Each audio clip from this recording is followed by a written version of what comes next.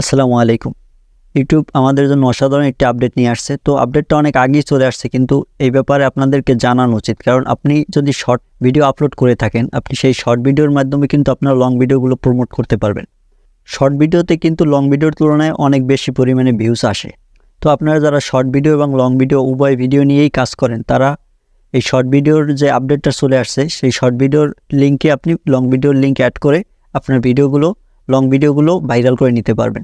কিভাবে আপনারা সেই লিঙ্ক অ্যাড করবেন সেটাই আপনাদেরকে এই ভিডিওতে দেখাবো। তো চলুন স্ক্রিনে যাওয়া যাক।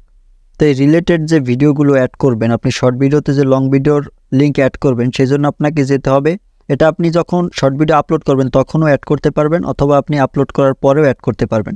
তো আপলোড করার পরে কিভাবে অ্যাড করবেন সেটা দেখাচ্ছি, একই নিয়ম। তো আপনি জাস্ট আপনার শর্ট ভিডিওতে চলে যাবেন, তারপর এই যে পেন আইকন, এই যে দেখতে পাচ্ছেন, এখানে পেন আইকনে ক্লিক করবেন। পেন আইকনে ক্লিক করার পর এই যে দেখতে পাচ্ছেন রিলেটেড ভিডিও, এই যে no it's not made for kids, এটার নিচে দেখতে পাচ্ছেন রিলেটেড ভিডিও। জাস্ট এই রিলেটেড ভিডিওর উপর একটি ক্লিক করে দিবেন। রিলেটেড ভিডিওর উপরে ক্লিক করে দেওয়ার পর আপনি এখানে দেখবেন যে আপনার লং ভিডিওগুলো, আপনার এখানে এই যে লং ভিডিও এবং শর্ট ভিডিও সব ভিডিওগুলোই কিন্তু এখানে দেখাবে আপনাকে। তো এখান থেকে আপনি যে ভিডিওটি এখানে রিলেটেড ভিডিওর অপশনে অ্যাড করতে চাচ্ছেন, আপনি জাস্ট সেই ভিডিওটি সিলেক্ট করবেন।